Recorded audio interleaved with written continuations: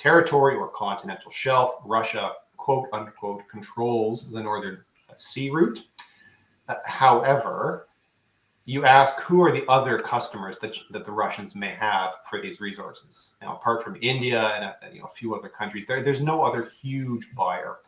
What other source is there for foreign direct investment? There really isn't much beyond China. And we've seen the Russians push hard to get Indian, Middle Eastern, and other sources of FDI. It's really not coming through. So on paper, the Russians control this region and they have all of these resources that the Chinese want. But the reality on the ground is there's nobody else to buy them. The Chinese, as we've seen with Power of Siberia 1 and 2, the Chinese can basically name their price.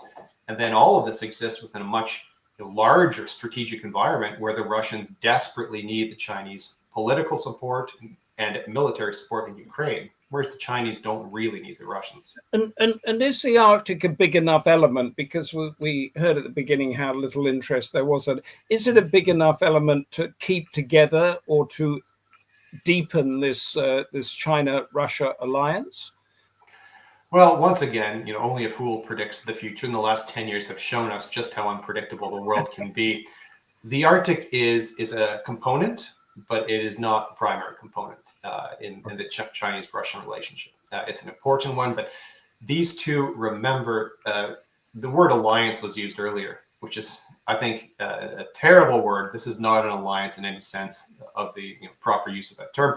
These are frenemies. As my kids would say. This is a purely transactional relationship that will fall apart the instant that either side feels that its interests are no longer served by the partnership.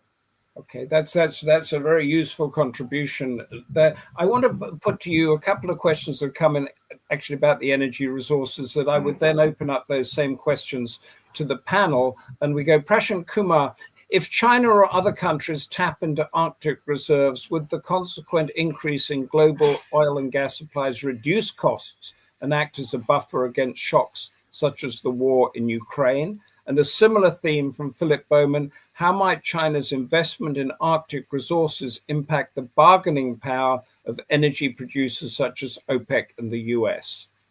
Adam? Well, that's hard to tell because the kind of energy resources that we're talking about, the development is measured in years, if not decades.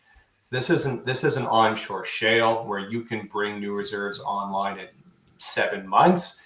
We're talking about deep water Arctic drilling in the Kara or maybe the East Siberian Sea.